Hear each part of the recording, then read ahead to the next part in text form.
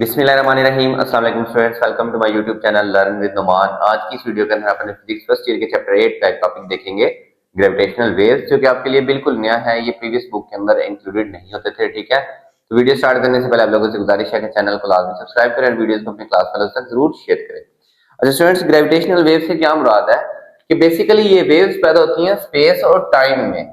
ठीक है, ये स्पेस टाइम से क्या मुराद है, जैसे हमारे पास हमारा मैट्रिक्स होता है ना, गद्दा बेड के ऊपर वाला, जब हम बैठते हैं तो वो किसी जगह से ऐसे नीचे को हो जाता है। ठीक है, जहां पे वजन रखेंगे वो वहां से नीचे बैठ जाएगा। यानी कि आप कहें कि अगर हम एक तरफ ये स्पेस की लाइंस ड्रा करें, ठीक है, और एक तरफ हम टाइम की लाइंस ड्रा करें, तो जैसे समंदर का सरफेस नहीं बनता, एक स्पेस बन जाता है। ठीक है, समंदर, उसी तरह ये स्पेस टाइम का एक बेड बन जाता है। ठीक है, तो आप कह लें कि उसकी फिर कंप्रेसिंग और स्ट्रेचिंग।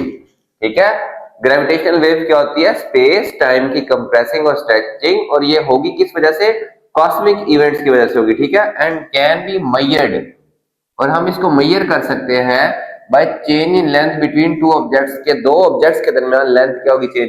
देखें, पहले अगर ये सीधा था, ठीक है, ये बिल्कुल ऐसे था, अगर इसके दरमियान में कोई कॉस्मिक इवेंट हुआ तो वहां से ये कर्व हो जाएगा। जब ये कर्व होगा तो जो चीजें पहले सीधी जगह पे मौजूद थी वो थोड़ा थोड़ा करीब आ जाएंगी, तो उनके दरमियान लेंथ क्या हो जाएगी, चेंज हो जाएगी। ये इतना इजी नहीं है, कॉम्प्लेक्स, बड़ा कॉम्प्लेक्स सेटअप है, लेकिन आपके आपके लेवल तक के लिए ये बहुत सिंपल सी बात है कि जैसे हमारे पास एक कर्व होने जैसे दो चीजें करीब आ जाएंगी, उसी तरीके से जब दो ऑब्जेक्ट्स के दरमियान लेंथ चेंज होगी तो हम इस कॉस्मिक, हम ग्रेविटेशनल वेव्स को क्या कर सकते हैं, मेजर कर सकते हैं। ठीक है, अब ये बेसिकली ग्रेविटेशनल वेव्स होती क्या है, रिपल्स इन स्पेस टाइम। जैसे ये मैंने बताया कि अगर इस तरफ स्पेस और एक तरफ टाइम है, ठीक है, तो ये स्पेस टाइम के अंदर जो रिपल्स प्रोड्यूस होंगी by violent cosmic events. Cosmic event से क्या मुराद है, और वायलेंट का मतलब अचानक से, शदीद किस्म के। ठीक है, कॉस्मिक इवेंट्स होते हैं जब दो स्टार्स टकराए आपस में, दो न्यूट्रॉन स्टार्स टकराए, व्हाइट ड्वार्फ टकराए, ब्लैक ड्वार्फ टकराए, अच्छा न्यूट्रॉन स्टार्स टकराए, इसके अलावा ब्लैक होल्स कोलाइड कर सकते हैं। तो जब इतने मैसिव ऑब्जेक्ट्स कोलाइड करती हैं तो इस तरह के इवेंट को हम कहते हैं कॉस्मिक इवेंट्स। ठीक है, अब इन कॉस्मिक इवेंट जब देखे ना, आपने मूवीज के अंदर देखा होगा कि जैसे वो इंडियन मूवीज में स्पेशली दिखाते हैं जी, उसने किसी ने उसको मारा, पंच किया, तो वो वेव्स बन के ऐसे करके हवा वगैरह और चीजें जाती है। तो इसी तरह की ये ग्रेविटेशनल वेव्स पैदा होती है, लेकिन ये किससे होती है, कॉस्मिक इवेंट्स होती हैं। ठीक है, that travel that speed of light, ये स्पीड ऑफ लाइट से ट्रेवल करती है, और ये जो वेव्स हैं ये इंफॉर्मेशन लेके जा रही होंगी उस इवेंट के मुतालिक, उस सोर्स के मुतालिक कि कौन सी दो चीजें टकराई हैं, उनकी क्या प्रॉपर्टीज थी, उनका क्या साइज था, क्या लाइट थी, उनके मुतालिक ये ग्रेविटेशन वेव्स क्या करती है, इंफॉर्मेशन लेके जा रही है। ठीक है, तो अभी तक हमें ये चीज समझ आई कि ग्रेविटेशनल वेव्स रिपल्स हैं स्पेस टाइम के अंदर। ठीक है, और ये किसकी वजह से पैदा होती हैं, ये हमारे पास एक कॉस्मिक इवेंट की वजह से पैदा होती हैं। ठीक है स्टूडेंट्स, कॉस्मिक इवेंट्स क्या है, दो न्यूट्रॉन स्टार्स कोलाइड करें, दो व्हाइट ड्वार्फ्स टकराएं। ये जो ड्वार्फ होता है ना, ये इसको पढ़ते हैं DWARF, बुक में लिखा होगा। व्हाइट ड्वार्फ का मतलब कुछ और होता है, ब्लू ड्वार्फ का मतलब कुछ और होता है। ये सारा इनकी लाइट की इंटेंसिटी पे डिपेंड करता है। ये जो व्हाइट ड्वार्फ्स होते हैं ना स्टूडेंट्स, ये अपनी लाइफ का अच्छा टाइम गुजार चुके होते हैं, अब ये लेस ल्यूमिनस होते हैं। जैसे हमारा सन है ना, ये येलो डॉर्फ है। ठीक है, अच्छा, इस तरह की जब ऑब्जेक्ट्स टकराती हैं इनको कहते हैं कॉस्मिक इवेंट्स। तो इनके नतीजे में हमारे पास क्या पैदा होती हैं, ग्रेविटेशनल वेव्स होती हैं, जो कि स्पीड ऑफ लाइट से ट्रेवल करती हैं, और ये अपने सोर्स के बारे में इंफॉर्मेशन क्या करती हैं, कैरी करते हैं। अब इसकी एक सिंपल सी, अगर आपने आम लफ्जों में एग्जांपल देखनी है ना, कि अगर आपके पास एक पानी खड़ा है तालाब के अंदर, ठीक है, आपने उसके अंदर स्टोन फेंका, पत्थर फेंका, ये पत्थर जो वहां जाके गिरा ये कॉस्मिक इवेंट है। ठीक है, वो जो पानी के अंदर वेव्स पैदा होंगी वो क्या है, रिपल्स पैदा होंगी, वो हमारे पास ग्रेविटेशनल वेव्स हैं।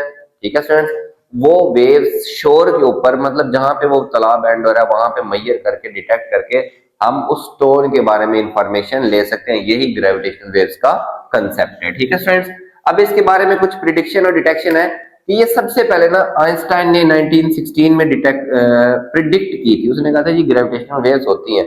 देखें कितना वो ज़हीन था कि उसने आज से कोई 100 साल पहले ये चीज प्रिडिक्ट की। ठीक है, ये आपके पास एमसीक्यूज में आ सकता है।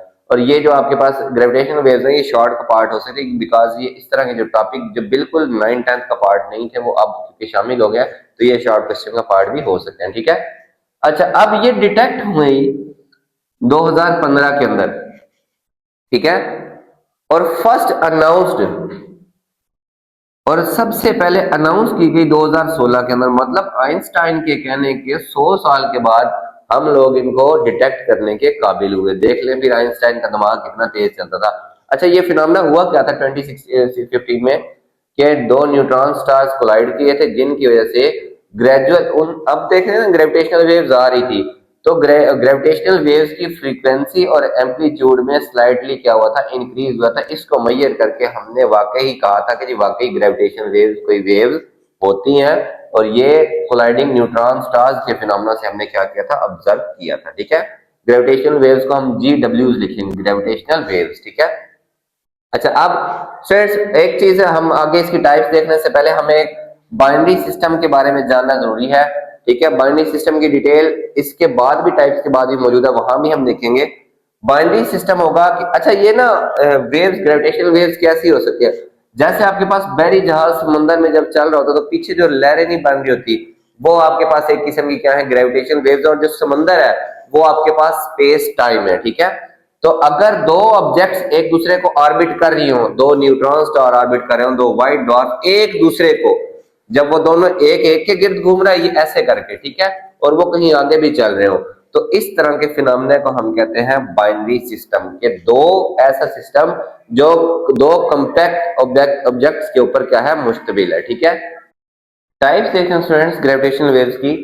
सबसे पहले है जी कॉन्टिन्यूअस ग्रेविटेशनल वेव्स। कॉन्टिन्यूअस का मतलब लगातार, जैसे हमारे पास यही एक स्पेस टाइम हो, ठीक है, इसके अंदर सिंगल ऑब्जेक्ट जब स्पिन कर रही होगी, ठीक है, मैसिव ऑब्जेक्ट स्पिन कर रही होगी, तो उसके स्टूडेंट्स क्या पैदा होगी, वहां पे ऐसे करके ग्रेविटेशनल वेव्स जो इससे दूर क्या करेंगी, कॉन्टिन्यूअस, उनकी ना मैग्नीट्यूड फ्रीक्वेंसी चेंज होगी ना एम्पलीट्यूड चेंज होगा, वो क्या होंगी, कॉन्टिन्यूअस होंगी। ठीक है, फिर आ गया जी compact binary inspirational gravitational waves. अच्छा, ये कॉन्टिन्यूअस वेव्स ना टू व्हाइट डॉर्फ्स की मदद से भी पैदा होती है, और ये जो हमारे पास compact binary inspirational gravitational waves है, तो ये जो compact binary inspirational gravitational waves हैं स्टूडेंट्स, ये क्या होंगी हमारे पास, ये दो न्यूट्रॉन स्टार्स, दो ब्लैक डॉर्फ्स, ठीक है, इस दो ब्लैक होल्स, इनके दरमियान में जो है हमारे पास, जब ये एक दूसरे के गिर्द ऑर्बिट कर रहे होंगे ना, ये तो सिंगल था ना मैंने बनाया एक, और ये दूसरी ऑब्जेक्ट, तो इसकी वेव्स होंगी,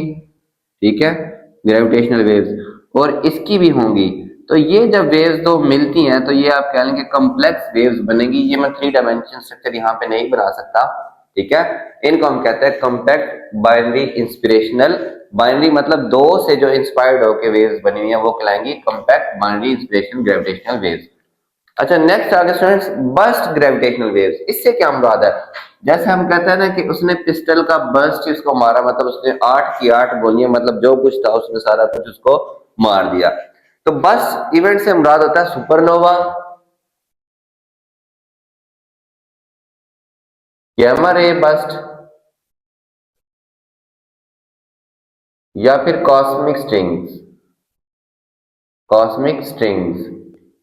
अब सुपरनोवा क्या होता है कि एक बहुत ब्राइट स्टार अचानक से अगर एक्सप्लोड कर जाए, ठीक है, फट जाए, तो वो बहुत ज्यादा एनर्जी रिलीज करेगा, मतलब बहुत हैवी किस्म की आपके पास बस्ट ऑफ ग्रेविटेशनल वेव्स क्या होगा, प्रोड्यूस होगा। इसी तरह अगर आपके पास गैमा रे बस्ट हो, गैमा रे बस्ट होने से क्या मुराद है स्टूडेंट, स्पेस में एक ऐसा एक्सप्लोजन जो इतनी हमारे पास एनर्जी या इतनी लाइट प्रोड्यूस करे, इतनी एनर्जी प्रोड्यूस करे जो सन ने, सूरज ने अपनी पूरी जिंदगी में नहीं पैदा की, उस तरह के इवेंट को कहते हैं गैमा रे बस्ट। और ये ऐसे इवेंट होते हैं ये पूरी गैलेक्सी को रोशन कर सकते हैं, ठीक है, उस वक्त जो वेव्स पैदा होंगी वो क्या कहलाएंगी, बस्ट ग्रेविटेशन वेव्स। फिर होता है कॉस्मिक स्ट्रिंग्स।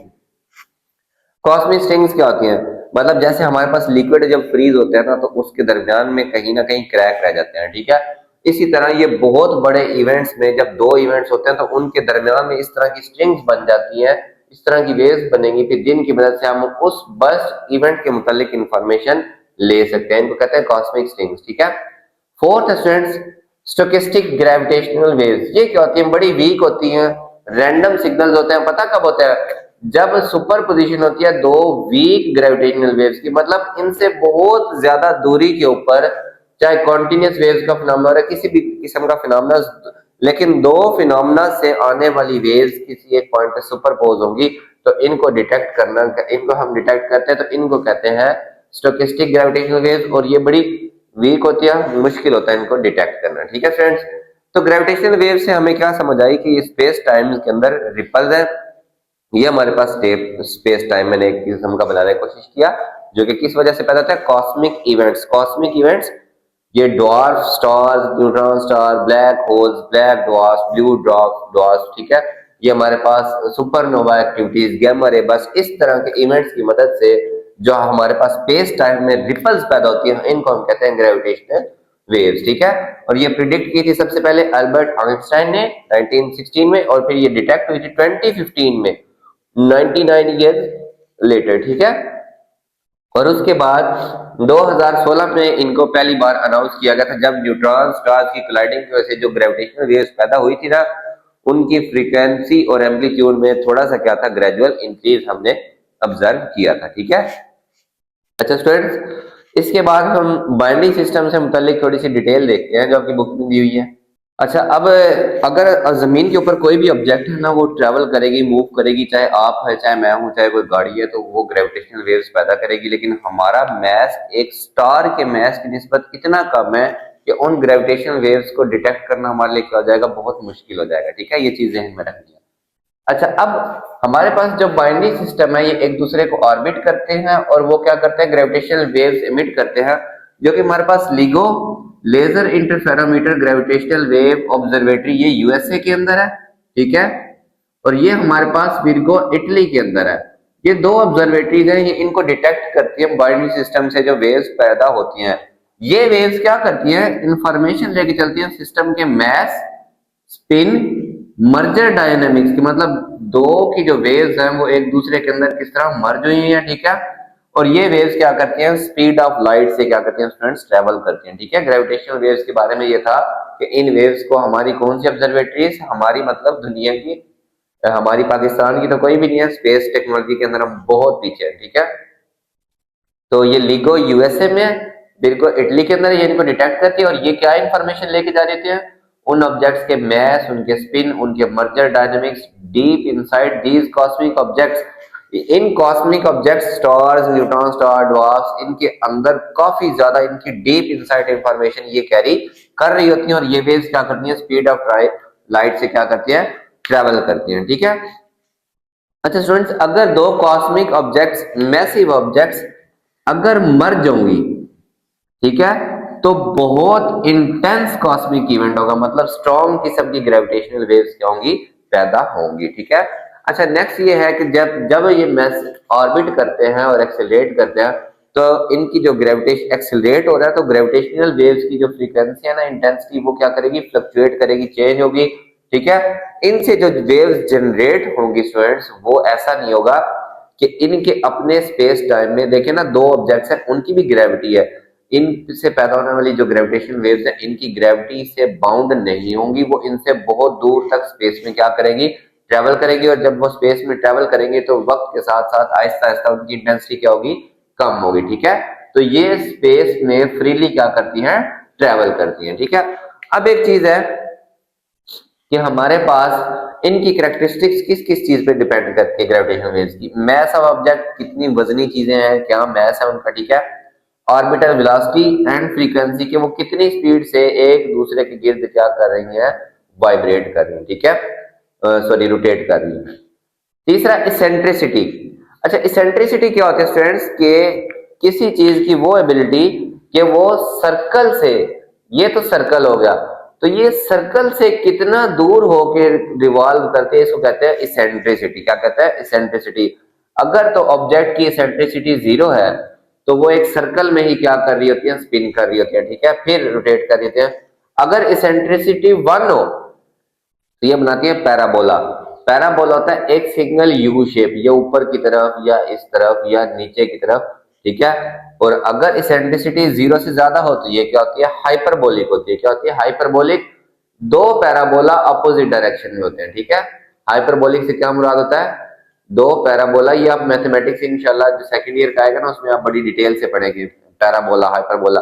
और लास्ट होता है एलिप्टिकल ऑर्बिटल। अगर ई 0 से बड़ा और 1 से छोटा, तो ये किस किस्म का पाथ बनता है, ये एलिप्स बनती है आपकी, ये इस किस्म का। ठीक है स्टूडेंट्स, तो ये हमारे पास जो ग्रेविटेशनल वेव्स की कैरेक्टरिस्टिक्स है वो इन चीजों पे क्या करती है, डिपेंड करती है। ओके, ये आपका टॉपिक था, मैंने इसको सिंपल करने की कोशिश की, होप्स आप लोगों को ये समझ आया होगा। तो क्वेश्चन इसमें से क्या आ सकते हैं, ग्रेविटेशनल वेव्स क्या होती है, ठीक है, फिर उसके बाद इसकी एक कैरेक्टरिस्टिक्स भी पूछी जा सकती है, उसकी वो टाइप्स भी पूछी जा सकती है कि ये ग्रेविटेशनल वेव्स की कैरेक्टरिस्टिक्स किस पे डिपेंड करती हैं, और उनकी किस किस्म की टाइप्स है, कि 4 टाइप्स जो है ना वो आपने क्या करनी है, एक्सप्लेन करनी है। ठीक है स्टूडेंट्स, तो ये आपका टॉपिक था, होप्स आप लोगों को अच्छे से समझ आया होगा। तो चैनल आपने लाजमी सब्सक्राइब करना है और वीडियोस को अपनी क्लास वालों तक जरूर शेयर करें। अल्लाह हाफिज।